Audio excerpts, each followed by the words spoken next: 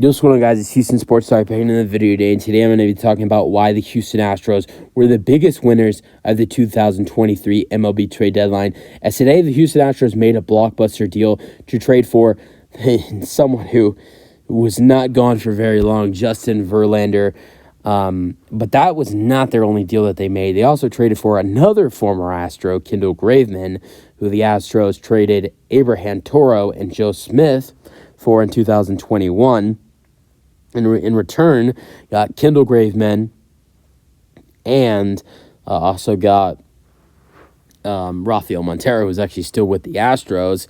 But the thing is that Kendall Graveman was a free agent going into that offseason. After that season, it was great for the Astros bullpen in 2021, and it was great for the Astros in the postseason, but he left us for the White Sox. But something we did learn after the Astros acquired him was that he was actually really close to re-signing with the Astros. But the Astros brought him in, sadly traded top 5 prospect Corey Lee for Kendall Graveman, but his addition for the bullpen, which the bullpen has struggled this year. You've seen guys who were great for the bullpen last year struggle. Rafael Montero, a guy who was great for the bullpen last year, great for the postseason and for the bullpen last year as well during the postseason, was great coming off the bullpen, has struggled. Recently has been starting to pick it up. His ERA was as high as near 7 in that area, but now it's all the way down to 6 or 5 point something. His last eight or nine outings, he has been pitching unbelievable, and ever since the game before the All-Star break. He pitched in the last game before the All-Star break, and he pitched against the Mariners, and he pitched 2 innings in that game, and I think he only gave up 1 hit and had 3 strikeouts. And ever since then, I guess that's given him momentum, because ever since then he's pitched at least, I think, 6 or 7 times, and he has done good in every single one. I think he's only given up a couple runs. I think he's only given up 2 or 3 runs, which it felt like he was given that, per outing before, if not more. He's only given up 3 or 4 hits, or maybe even 5 hits in those 6 or 7 outings. Well, he's only given up 3 or 4 walks as well, and has a good 5 or 6 strikeouts in those 6 or 7 outings. He's been pitching some good baseball, but he was struggling badly. Presley has been way better recently, one of our best relievers and our best closer. And when he's pitching his best baseball, one of the best closers in baseball. But Ryan Presley's a guy who has struggled this year. Ryan Stanek, a guy who has been great for us in the past, he struggled. Phil Maton started off great, but he's now starting to struggle. We've had guys like Hector Neris and Brian Abreu who've been great for our bullpen, but we've had guys who were great last year that have struggled this year. So to add in Kendall Graveman will be great for our bullpen. And even GM Dana Brown did say that the Astros were trying to add in a lefty reliever at the end of the trade deadline, and they were not able to do that. But at the same time, the Astros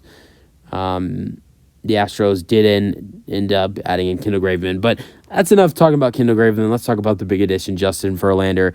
The Astros added in Justin Verlander, trade top 4 prospect Ryan Clifford, who the Astros drafted in the 11th round in 2022, was already a top 5 prospect and was drafted in the 11th round in 2022. That's pretty impressive. He was having some great numbers in single A this year. I think he had 18. He has 18 home runs and 62 RBIs. Has a great batting average as well. Drew Gilbert, who was our first-round pick in 2022, was already making his way to AAA. It was just a year ago the Astros drafted him in the first round. He was expected to make his major league debut next year for the Astros, and now he's heading over to the Mets organization.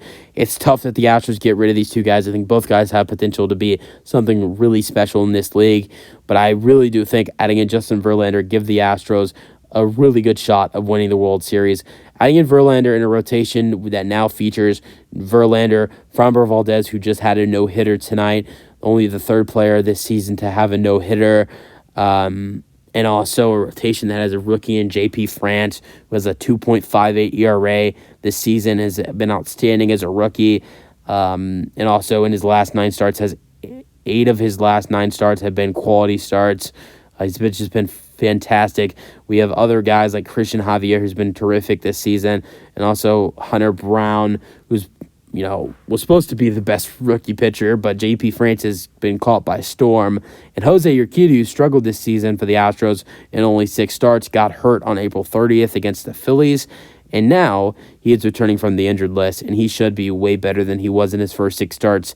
He was not feeling it in his first 6 starts. I think he has like a 5 ERA, but those were his first 6 starts, and that was the first month of the season. But now with him returning for the Astros, I think he should be way better for Houston. So this rotation, it's good, it's long. This is potentially a 6-man rotation. Dana Brown, GM, was talking about potentially this being a 6-man rotation, which I do believe this will be a 6-man rotation of Verlander, Framber Valdez, Christian Javier, J.P. France, Jose Urquidy, and Hunter Brown.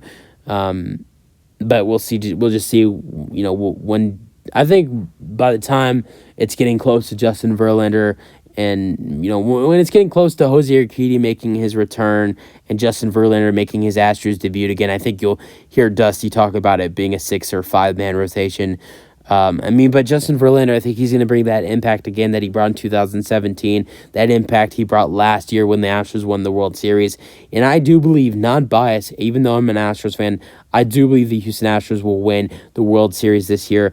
And that's why, I get the Astros have struggled this year. They are 61-47, and a half a game back from leading the American League West. But the Astros have had terrible injuries this year. Injuries to pitching. Jose Urquidy's been out since April 30th. Lance McCullers Jr. has not played, Lance McCullers Jr. has not played at all this season. He was expected to be a good, really good pitcher for the Astros this year. What am I missing? Then also, how about Luis Garcia, who literally got injured the next day after Jose Urquidy did. Luis Garcia, who was pitching really good for the Astros, before he got hurt, got injured against. Who did he get injured against? I can't remember who we were playing on May 1st when he got injured. But he got injured May 1st during a home game, and he's out for the season having Tommy John surgery. So the Astros have lost 2 starting pitchers throughout. The Astros have lost 2 starting pitchers. For the whole season. They've had a pitcher that's been out since, beginning of May. Jose Altuve and Yordan Alvarez have missed weeks of time. Altuve missed the first 2 months, month and a half of the season, and then missed additional time after that for about, I think Altuve missed about another 3 weeks, another 3-4 weeks after that. Yordan Alvarez missed 6 weeks on the injured list.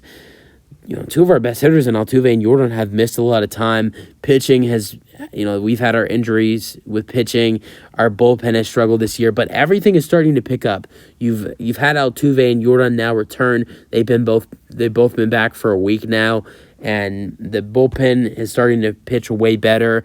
Your starting is improving now that you've added in Justin Verlander. You're getting Jose Urquidy back. J.P. France, rookie, has been red hot recently. Christian Javier's pitching way better. Hunter Brown's pitching better. The starting pitching is starting to get way better for the Astros. The hitting's getting way better now that the Astros have gotten back Altuve and Yordan. I think with the Astros adding in Kendall Graveman and Justin Verlander, I really do think the Astros will win the World Series. And I think the Astros will look way different now that they have Justin Verlander and Kendall Graveman, and now also getting Jose Urquidy back from the injured list, and also prior to that getting back Yordan Alvarez and Jose Altuve from the injured list. I think the Houston Astros will be great in the last 2 months of the season, and about the last, about the last 55 games of the season. I think there's 55, 54 games left in the season for the Astros. So I think the Astros will look terrific in the final stretch over the next 2 months. And I do expect the Astros to win the World Series in 2020. I do expect the Astros to win the World Series this year, being non-biased at all. And honestly, if you win the World Series with adding in an ace pitcher and an unbelievable bullpen pitcher, I do think you are the winners of the trade deadline because I think Verlander and Graveman will help throughout the Astros postseason run and the rest of the regular season for the Astros to jump up and take over the AL West over the Texas Rangers. And if your guys like Justin Verlander and Kendall Graveman, after giving up big prospects like Drew Gilbert, Ryan Clifford, and Corey Lee are helping you in that run, I do believe you have to be the biggest winners in the trade deadline. And ultimately, I think the Astros will be the biggest winner of the 2023 MLB trade deadline. Use my thoughts, Astros fans. That's it for the video. Hope you guys enjoyed. And peace out. Go Astros.